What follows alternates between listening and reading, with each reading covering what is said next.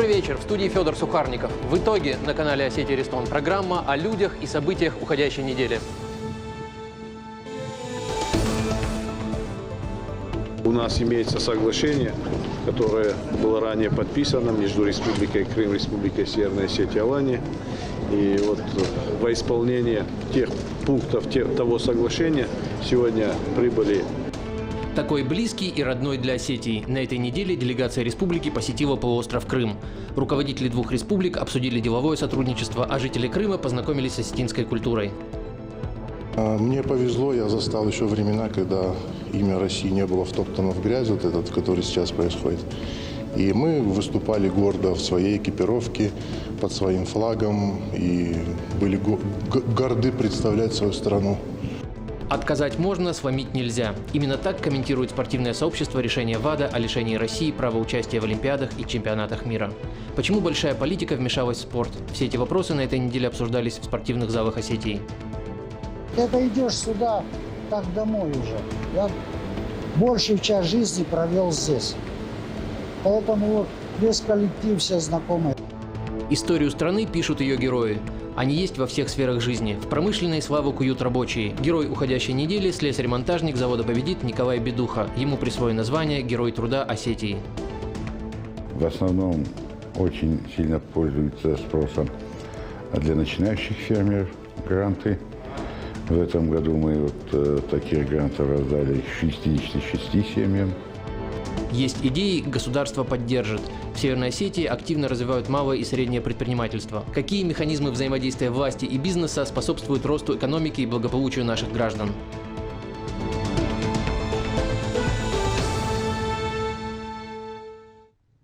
В начале недели состоялся визит главы Северной Осетии Вячеслава Битарова в Крым. Программа визита была довольно насыщенной. Прошли встречи с главой Республики Крым Сергеем Аксеновым, а также с временно исполняющим обязанности губернатора Севастополя Михаилом Развожаевым.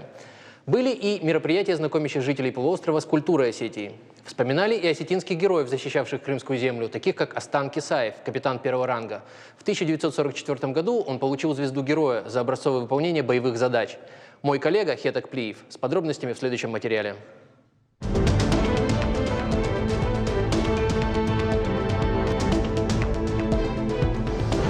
Скажите, пожалуйста, мы сейчас на улице Астана Кисаева. Кто сам такой Астан Кисаев был? Молодой человек, это стыдно не знать. Это наш знаменитый земляк. Правда, он проживал в городе Севастополь. Он герой Советского Союза, подводник. Мы гордимся им. Мы сейчас на улице Астана Кисаева. Кто сам такой Астан Кисаев? Скажите, пожалуйста. Астан Кисаев, герой Советского Союза. Мы сейчас на улице Астана Кисаева стоим. А кто сам такой Астан Кисаев был? Не знаю. Скажи, пожалуйста, мы сейчас на улице Астана Кисаева. Кто сам такой Астан Кисаев был? Это был генерал, я не помню. Астана Кисаева – одна из самых оживленных улиц во Владикавказе. Здесь рынок, школы, магазины и многоэтажки. А чем прославился герой Советского Союза, в честь кого как раз и названа улица, оказалось, знает лишь старшее поколение. А еще каких-то лет 20 назад все знали имя и историю нашего прославленного подводника. Для тех, кто забыл или не знал, хотим напомнить. Кисаев Астан Николаевич, моряк-подводник, родился 2 сентября 1914 года в Дигаре, в военно-морском флоте с 1933 года. В 1937 году окончил военно-морское училище имени Фрунзе. В 1940 году высшие специальные курсы командного состава краснознаменного учебного отряда подводного плавания имени Кирова. Проходил военную службу на Черноморском флоте. К началу Великой Отечественной войны капитан-лейтенант Кисаев, командир подводной лодки М-117 8-го дивизиона подводных лодок Черноморского флота. Это Крым, город Севастополь, и здесь есть улица, названная в честь героя, уроженца Осетии. Но еще каких-то 4 года назад здесь все было в строительном мусоре, кругом одни гаражи да грязь, а сейчас разбит красивый сквер для прогулок с детскими площадками. 1941 год. Астан Кисаев уже командир подводной лодки. За период войны он совершил 14 боевых походов, провел 10 торпедных атак. По официальным данным, он потопил 6 транспортов и 3 десантные баржи. За отвагу и мужество он стал героем Советского Союза. А сегодня, 75 лет спустя, ему открыли памятник в Севастополе. На открытие памятника великому подводнику в город-герой Севастополь приехал и глава Северной Осетии Вячеслав Битаров. Приветствую вас и благодарю за то, что свято бережете память. Глава был рад увидеть, как преобразилось это место, и поблагодарил всех неравнодушных за такое отношение к имени Астана Кисаева. Его именем названа школа, улица здесь, в Севастополе. Сегодня еще появился такой прекрасный сквер. Я хочу еще раз поблагодарить и сказать спасибо всем севастопольцам. Специально к открытию монумента камень доставили из Северной Осетии. Кроме того, с родины героя привезли и буковые деревья, которые глава республики Вячеслав Битаров высадил в сквере вместе с губернатором Севастополя Михаилом Развожаевым. Астан Николаевич Кисаев – выдающийся человек нашей большой родины многонациональной, человек, у которого, вот как сегодня рассказывала его дочь, две родины всегда было – Северная Осетия, Алания и Севастополь. Уже позже, на встрече в Симферополе, о том, насколько важно укреплять взаимоотношения и сотрудничество между нашими регионами, говорили главы республик Вячеслав Битаров и Сергей Аксенов. Осетинская община Республики Крым очень активно занимается общественной деятельностью, чтит память своих предков, а у нас многие представители Республики Северная Осетия защищали Республику Крым во время Великой Отечественной войны. И на самом деле наша страна многонациональная, и каждый народ здесь в Республике Крым оставил свой след и в культуре, в традициях, в обычаях. И могу сказать, что вот то, что воспринял ваш визит, он на самом деле исторический. Специально для крымчан осетинская диаспора подготовила несколько мероприятий, дабы познакомить жителей Южного полуострова с культурой Осетии. Это и художественная выставка, и экспозиция, представляющая национальные промыслы нашей республики. Ну и, конечно же, концерт госансамбля «Алан». Коллектив, который знает и любят во всей России. Все главы, когда подписывают какие-то соглашения, в первую очередь они говорят о взаимоотношениях двух культур. Потому что это быстро, доступно, понятно. И это то, что является, по большому счету, является связующим между культурами, между народами. Еще 5 лет назад Осетия и Крым подписали соглашение о сотрудничестве, скрепленное подписью руководителей республик. Это взаимодействие и работа в самых разных сферах. Это архитектура и экология, а также стратегически важное направление – инвестиции. Мы обязательно сделаем бизнес-миссию, чтобы наши бизнесмены побывали здесь, в Крыму, крымские бизнесмены, чтобы у нас в республике побывали, для того, чтобы могли инвестировать. Глава Республики Крым Сергей Аксенов на встрече с Вячеславом Битаровым отметил, что уже планирует ответный визит в Северную Осетию ближайшей весной. Плюс ко всему стороны договорились обратиться в Минтранс России, чтобы увеличить количество авиарейсов между нашими регионами в летний сезон. Изучим все возможности оздоровления по показаниям непосредственно для детей Северной Осетии. Крымские как раз здравницы могут предложить большой набор услуг в этом направлении. И договорились, что на следующий год мы организуем тоже Дни культуры Крыма в Республике Северная Осетия и Алания, бизнес-миссии, то есть как бы здесь дадим возможность нашим предпринимателям более тесно общаться. Сомнений, что рейсы будут востребованы, нет, говорит представитель осетинской диаспоры в Крыму Валерий Савлаев.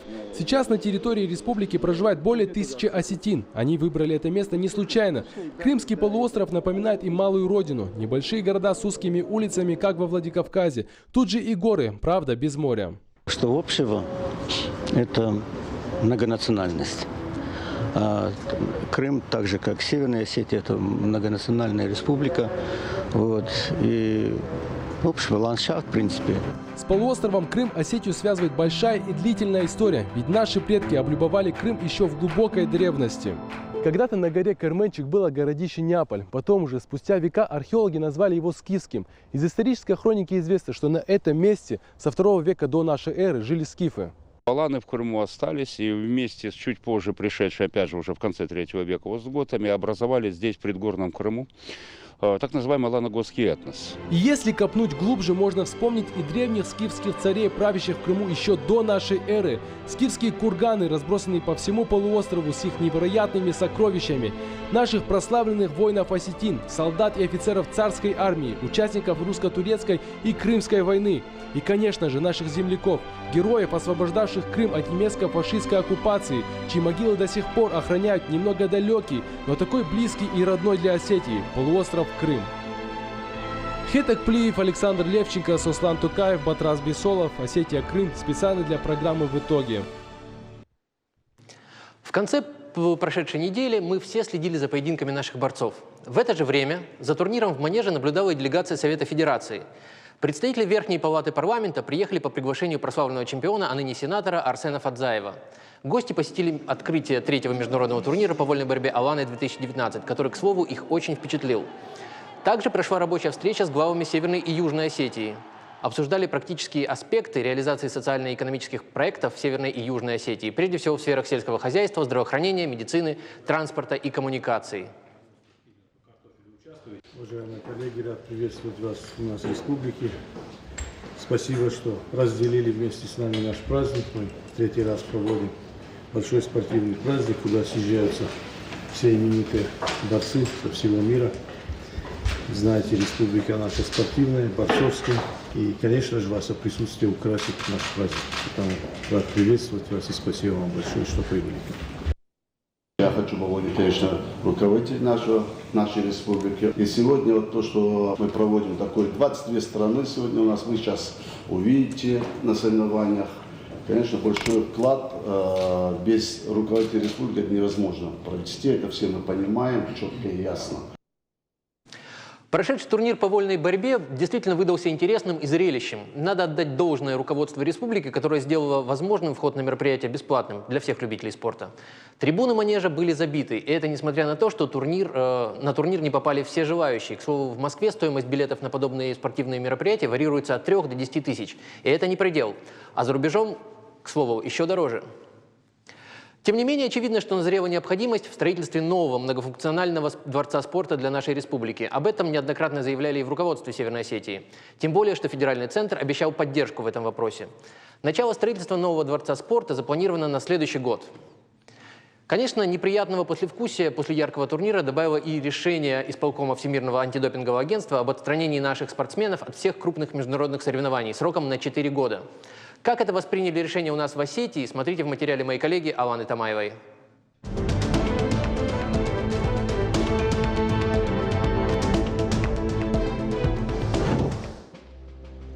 Занятия в Академии вольной борьбы начинаются ровно в 11. Давид Баев тренировки не пропускает. Наш действующий чемпион мира по вольной борьбе к спорту относится серьезно. Это у него с самого детства. Давид вспоминает, как на борьбу его, тогда еще первоклассника, отвел папа. Именно он зажег в парне мечту стать олимпийским чемпионом. Уже тогда он мне говорил, что моя цель – это стать олимпийским чемпионом.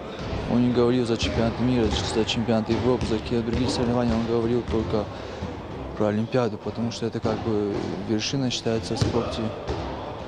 И сейчас такой период наступил, такие вещи в мире происходят, что эту мечту у спортсмена могут отобрать люди, которые далеки даже, можно сказать, от спорта. Еще один наш чемпион мира теперь по толканию ядра среди лиц с ограниченными возможностями здоровья. Атлет Альберт Хинчаков чемпионом стал недавно. Говорит, что достиг еще одной цели, но мечтает все же об Олимпиаде. Грезит ей с 8 класса школы. Это мечта, как любого мальчика, спортсмена. Все значит для меня. К решению, конечно, отрицательно отношусь. А то, что под нейтральным флагом, я готов выступить под нейтральным флагом.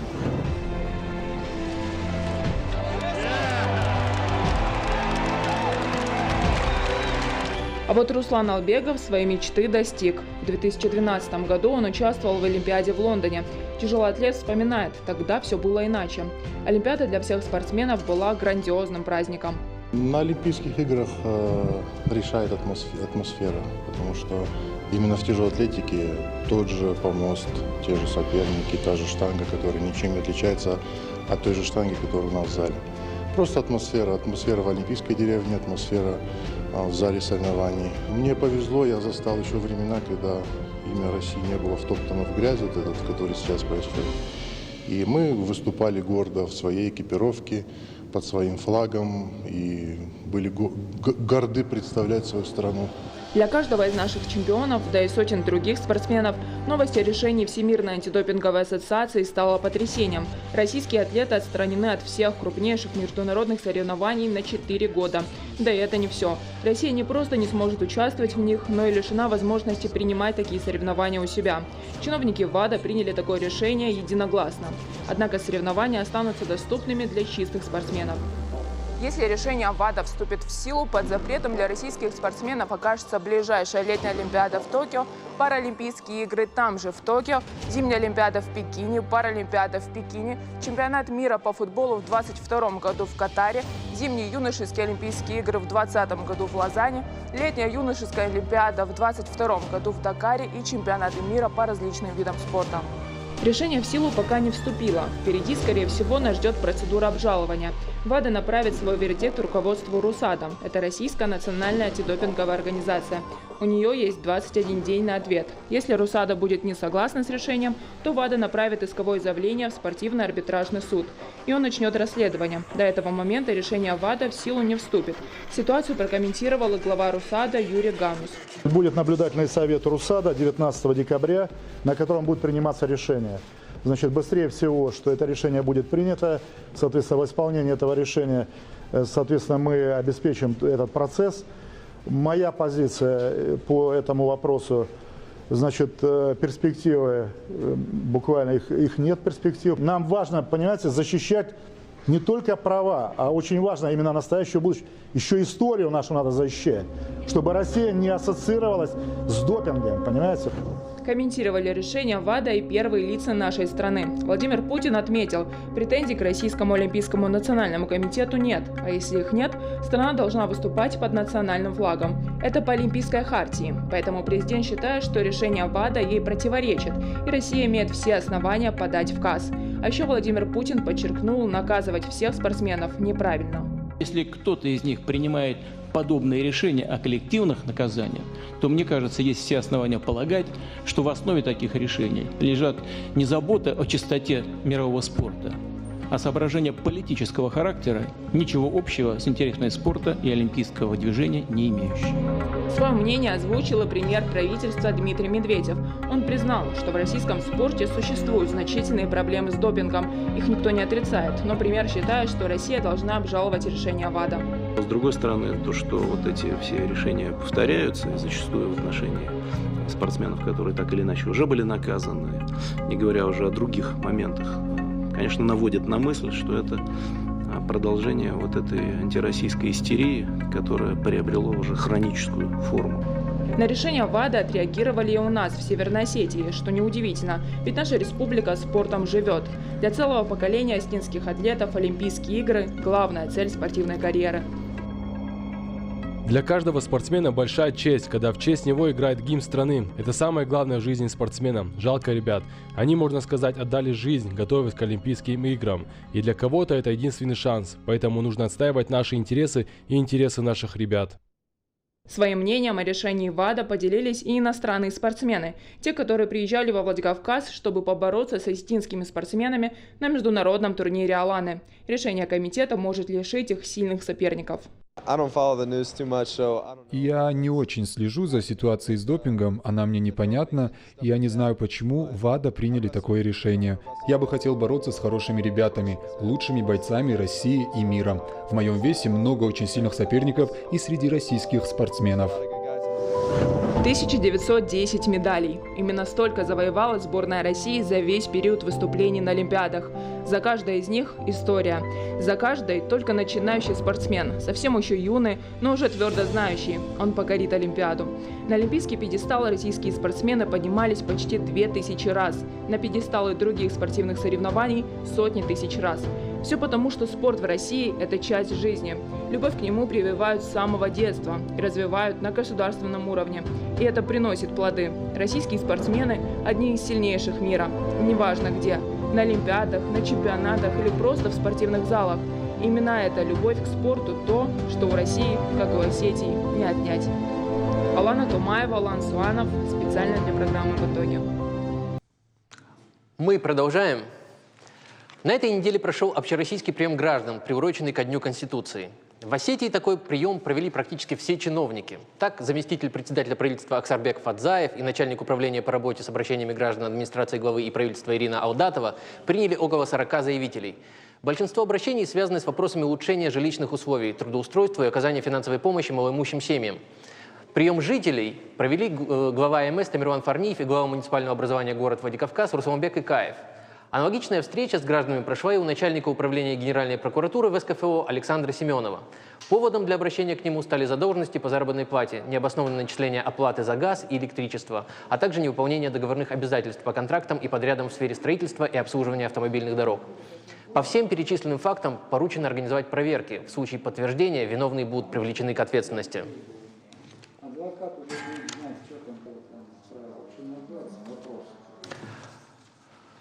В последние годы государство активно применяет разного рода инструменты для поддержки малого и среднего бизнеса. Одним из таких инструментов является грантовая поддержка. Цель – обеспечение денежных вложений для развития определенных сфер общественной деятельности. Но что такое грант? Грант – это не кредит, который нужно выплачивать. Грантодатели не требуют возврата денег, но бизнесмен обязан отчитаться перед государством о целевом использовании полученных средств. То есть подтвердить, что грант был использован именно на развитие бизнеса, а не на покупку авто или недвижимости. Но гранты также выдаются и для других целей. Как обстоят дела с грантовой поддержкой у нас в Северной Осетии, разбиралась моя коллега Карина Гигалаева.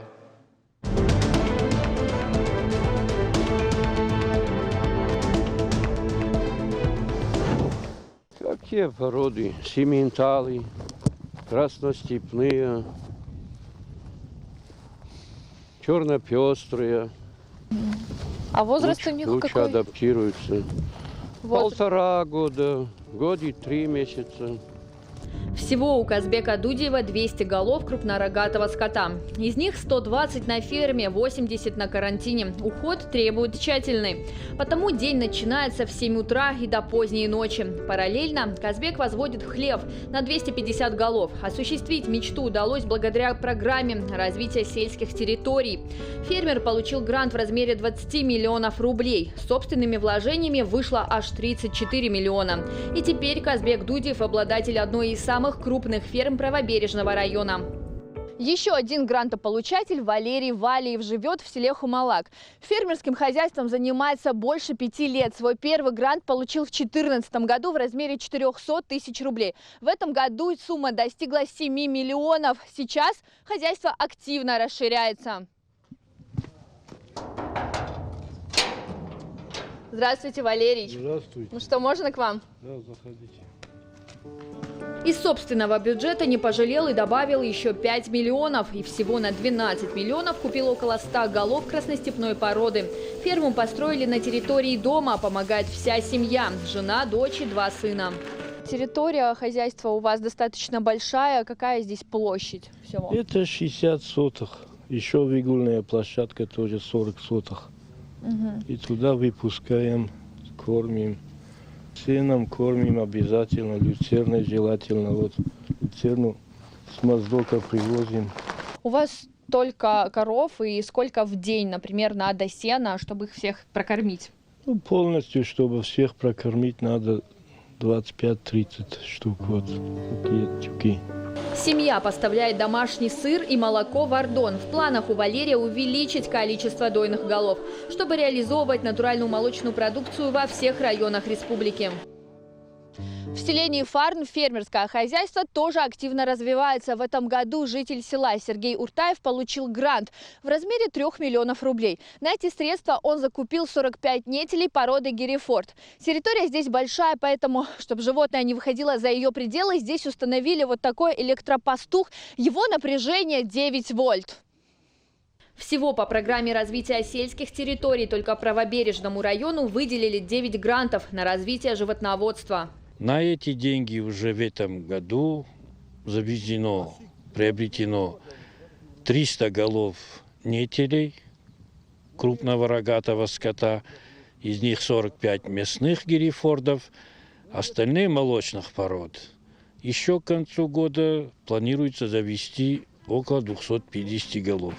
В Министерстве сельского хозяйства ситуацию с грантами мониторят. По данным ведомства, в этом году появилось 127 новых хозяйств. Ставку делают и на рыбное хозяйство. В этом году запустили 6 пилотных проектов. Развивают и грибоводство, пчеловодство и садоводство. Предусмотрено 9 проектов по строительству теплиц. То есть прирост продукции за счет выделения грантов есть, и даже министр это подтверждает. Значит, у нас в этом году увеличение прироста в прошлом году было 1 миллиард 100, в этом году планируем 1,5 миллиарда. В основном очень сильно пользуется спросом для начинающих фермеров гранты. В этом году мы вот таких грантов раздали 66 семьям. Это агростартап, вы говорите? Это и по единой субсидии, и по агростартапам. Контроль за тем, идут ли деньги на выделенные цели, строжайший. Деньги ставятся на блокированные счета грантополучателей, и их же деньги тоже ставятся на счета. Пока они не расходуют, и нам не приносят договора, откуда берут, мы не проверяем. Мы практически никому, не увидев договора, а мы практически знаем все нормальные хозяйства в России, куда можно получить скот, они их не могут увезти. Это нереально. Вообще, республика делает серьезную ставку на развитие малого и среднего предпринимательства. В рамках национального проекта реализуется несколько программ, направленных на поддержку начинающих бизнесменов. Министр экономического развития республики Казбек Томаев отмечает, основная часть суммы идет на реализацию инвестпроектов. Особое внимание начинающим предпринимателям. Ежегодно планируют поддерживать не менее 20 стартапов и выделять для них гранты по 5 миллионов рублей. В республике большую помощь в получении грантов оказывает и автономная некоммерческая организация «Социальные стратегии». Она существует 3 года и 2 раза становилась обладателем президентского гранта за проект «Ресурсный центр поддержки некоммерческих организаций». Специалисты здесь объясняют все, как получить финансирование и заручиться поддержкой государства, с чего начать. Словом, от идей до полной ее реализации. Причем готовы помогать всем НКО – общественным, благотворительным, волонтерским. Их действительно много. В республике свыше 800, и только 10% из них действенны. Хотя инструментов для поддержки много. Это Федеральное агентство по делам молодежи «Росмолодежь». Это форум «Машук», где грантами обеспечиваются именно физлица и некоммерческие организации. Из федеральных организаций это фонд президентских грантов, это сейчас крупнейший грантовый оператор. Последним в конкурсе фонда президентских грантов выиграло 9 организаций, из них мы консультировали 6. В числе 9 некоммерческих организаций республики, которые победили на втором конкурсе президентских грантов в этом году, национальное арт-пространство «Портал». Сумма гранта больше 5,5 миллионов рублей. Средства пойдут на создание творческих мастерских. Обучение с производством каких-нибудь изделий, которые можно будет, например, реализовывать тем же молодым ребятам. Мастерские, такие творческие, да? Да, творческие мастерские. Это коллаборация, вместе все, когда все находится в одном пространстве, и обучение, и сразу и мини-производство. Это называется коворкинг. Коворкинг-мастерская одна, и еще 2 глиняная и велосипедная мастерская. Для ребят из арт-пространства, их, кстати, около 10 человек, это уже второй президентский грант. Первый получили в 2018 году. Тогда сумма составила 1 миллион 107 тысяч. Ребята закупили необходимое оборудование для развития портала. Создали ремесленные мастерские, образовательные и творческие площадки, десятки арт-объектов и инсталляций от Осетии до Турции. Украшают рисунками общественные пространства, делают скульптуры, проводят художественные выставки, музыкальные концерты. Слово работа есть всегда. Сейчас вот оформляют детский сад. Дома, они не выбраны неспроста, это символично для того, чтобы дети видели правильные формы и они развивались в соответствии с ними. Всего на реализацию проектов НКО республика получила почти 23 миллиона рублей. И это только за один сезон конкурса фонда президентских грантов. Причем конкуренция очень серьезная. Но есть еще и местный грант от руководства Осетии. И если вы четко сформулируете цели и задачи своего проекта, поддержку на реализацию своих идей можно найти всегда. Карина Гигалаева, Хета Гапой, Фалан Суанов, Суслан Токаев. Для программы «В итоге». Все в наших руках, но, к сожалению, в кольце забот, к сожалению, иногда мы забываем, что именно от наших личных усилий, от результатов нашего труда зависит не только благополучие наших семей и не только успех отдельных предприятий, целых отраслей, поселков и городов, но и нашей республики, да и всей страны в целом. Наш следующий материал о людях труда.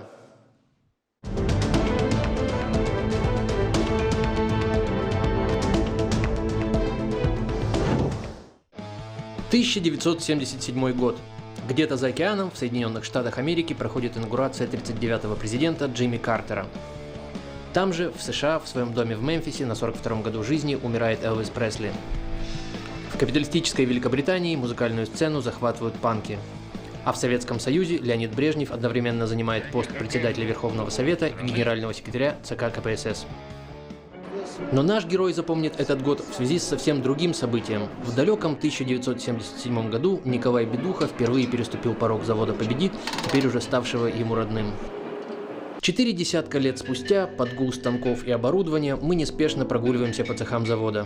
Николай Александрович делится подробностями своей личной и трудовой биографии. 42 года приходить на один и тот же завод. Вот вам не надоело за всю жизнь? Не пожалели, что пришли на завод? Нет, знаете, вот вы, молодежь, может, со временем, может, сами поймете. Это идешь сюда, как домой уже. Я большую часть жизни провел здесь. Поэтому вот весь коллектив, все знакомые, это как одна семья. А молодым, наверное, действительно не понять. Почти полвека Николай Александрович занимается тем, что ремонтирует, поддерживает и совершенствует рабочее оборудование. Еще в начале 80-х он покорил коллег, да и руководство завода своими рационализаторскими предложениями, которые существенно сократили трудозатраты. А это одно из изобретений в работе. Пневматическая продвижка отправляет порошок, расфасованный в лодочки, прямо в печь. Все без физических нагрузок. Я здесь работаю 41 год. То есть вы давно достаточно знаете? Да, я его давно знаю. Да, если надо придумать, вот как-то усовершенствовать. Здесь работали всегда женщины. Вот вручную вот это протолкнуть очень тяжело. Когда это сделали вот механизм, вот это намного легче. Мы лодочки вставили, вот как сейчас вы видели, и автоматически она ее продвинула. Мы довольны им всегда. Он всегда, когда что-то нас тут не устраивает, он приходит и нам помогает. Термин «Герой труда» появился в 1921 году. Его стали употреблять в грамотах, которыми награждались рабочие передовых предприятий с большим стажем. Так, первыми весной 1921 года почетного звания были удостоены около 250 лучших рабочих Петрограда и Москвы. В 1938 году указом Президиума Верховного Совета в силу вступило новое звание – Герой социалистического труда. Почетное звание – высшая степень отличия за исключительные достижения в хозяйственном и культурном строительстве государства. Так, первое звание Героя социалистического труда указом было присвоено генеральному секретарю ЦК Всесоюзной коммунистической партии товарищу Сталину. В Северной Осетии за годы советской власти почетное звание Героя социалистического труда получили более 30 жителей республики. Еще 17 наших земляков были удостоены этого почетного звания в других регионах Советского Союза. Тем не менее, были и лица, в отношении которых указ о присвоении звания Героя труда был отменен. В Осетии таких было всего 3. Шли годы. В 1991 году, после развала Союза, звание было упразднено вместе со всей наградной системой СССР. Вы знаете, в советское время все же больше ценили людей труда. Вот именно вот те, кто приносили, создавали материальные блага, которые шли на пользу Родине, народу всему. В последнее время, в 90-е годы, вот после развала Союза, об этом как-то о людях труда забыли. Весной 2013 года уже в Новой России президент Владимир Путин на конференции Общероссийского народного фронта поддержал идею возрождения у нас в стране звания Герой труда. А в 2018 году парламент Северной Осетии единодушно поддержал предложение главы республики Вячеслава Битарова об учреждении высокой государственной награды Герой труда в Республике Северная Осетия Алания. Парламентарии согласились, что необходимо особо выделять людей, которые добросовестно, честно и самоотверженно трудятся во благо Осетии. Так, первым высокой награды был удостоен народный артист России и Северной Осетии, заслуженный деятель искусств Южной Осетии Булат Газданов. Что для вас вообще звание Героя труда? Трудился нормально, со всей душой, мне нравится эта работа. Проработав на родном заводе добрую половину жизни, Николай Бедуха даже не помышлял о награде за свой труд. Приятно получить награды? Наверное, по-любому приятно. Когда тебя ценят, уважают. По-любому приятно, и любому человеку это будет приятно. Когда оценивают твой труд, тогда как-то хочется еще больше творить. А это Государственный академический Остинский театр. Николай Александрович вместо привычной рабочей униформы сегодня в деловом костюме. Ведь повод есть особенный.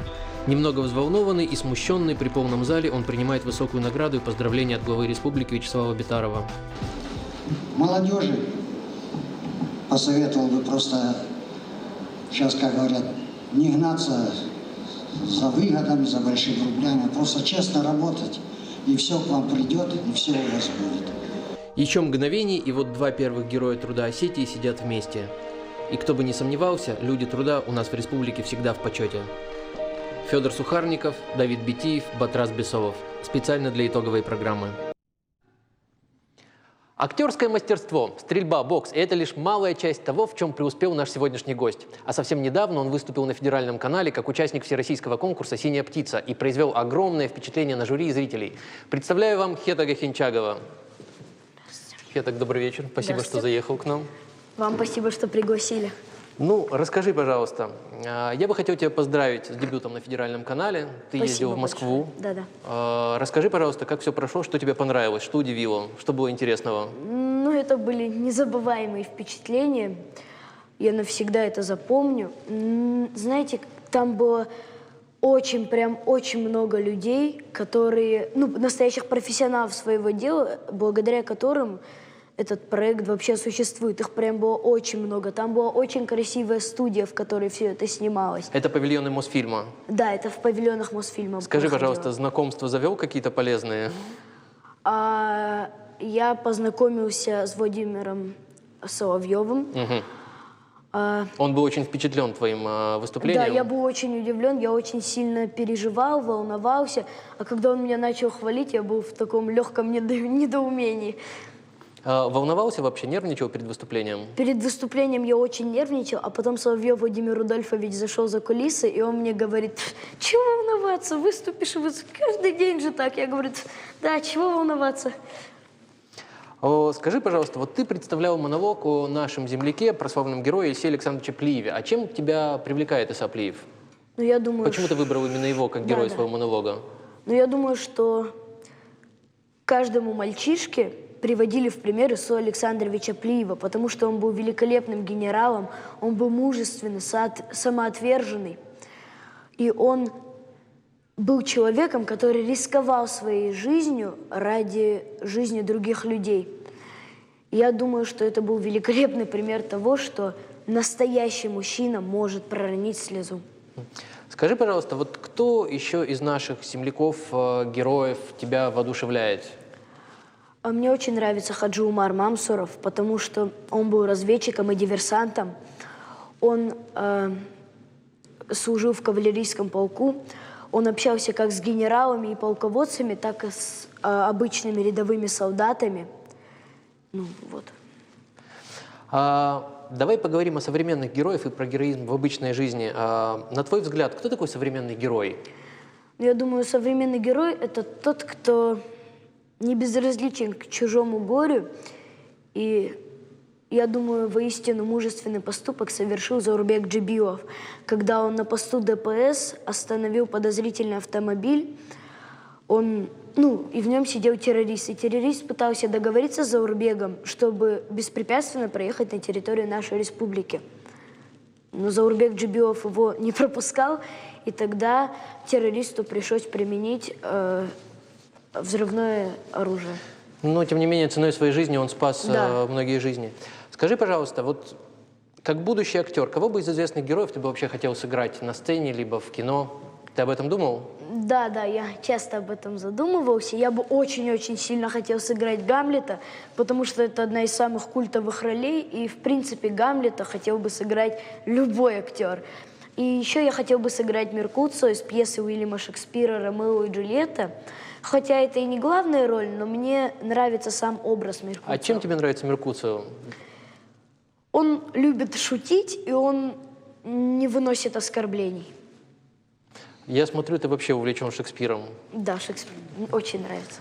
А вот скажи, пожалуйста, что ты думаешь, как не стать равнодушным в обычном и порой неидеальном мире, который нас окружает? Я думаю, надо просто оставаться человеком и, как я говорил, не быть равнодушным к чужому горю. Хетаг, через 2 недели у нас Новый год. Ты готовишься? Да, готовлюсь. Украшаю дом. Скажи, пожалуйста, вот что бы ты пожелал нашим соотечественникам, нашим землякам в канун Нового года? Ух ты ж! Ну, Пользуясь таким случаем, я бы хотел обратиться к взрослым и сказать, что надо беречь и заботиться о детях, потому что будущее, оно за детьми. А детям я хотела бы сказать, что надо почитать и уважать старших. А так хочу пожелать любви, благополучия в каждый дом. Спасибо тебе.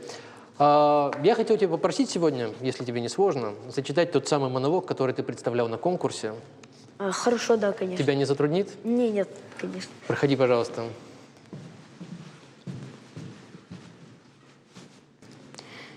Я расту в обществе, где среди мужчин считается недостойным плакать. Уже с малых лет мальчишек постоянно пытаются успокоить словами, что настоящие мужчины не должны плакать. И я не исключение. Как только я пытаюсь проронить слезу, мой отец говорит: «Соберись, сынок, ты же мужчина!» И вот однажды я задумался, а действительно, является ли умение сдержать свои слезы качеством настоящего мужчины? Я думаю, что да, потому что самым главным качеством мужчины, на мой взгляд, является сдержанность во всем. В поведении, в еде, в страстях и даже некоторая сдержанность в эмоциях. Мне трудно представить маршала Георгия Жукова, прошедшего войну, повидавшего смерть, защищавшего Родину, что он теряет сдержанность, роняет слезы от обиды или потерь. Он ли не искушен? Он ли не настоящий мужчина? Однако был другой случай. Он произошел с генералом армии Исапливым. О нем еще при жизни народ сложил героическую песню. И когда ему ее исполнили, по щекам генерала Плиева потекли слезы. Он плакал, не в состоянии сдержать эмоций.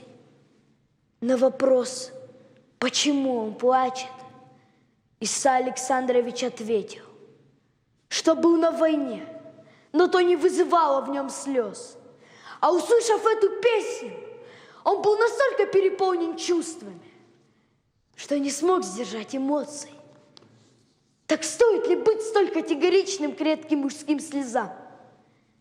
Не стоит, потому что любой мужчина может пустить слезу радости. И я плакал, когда у меня родилась младшая сестренка. Ведь настоящего мужчину портят не слезы, а недостойные поступки. Спасибо. Спасибо, Хетак. Я желаю тебе удачи во всех твоих начинаниях. Я думаю, мы еще увидимся с тобой в этой студии. Благодарю тебя. Вам спасибо. Что ж, а на сегодня, наверное, все. С вами была программа «В итоге». Федор Сухарников, его ведущий. Увидимся на следующей неделе.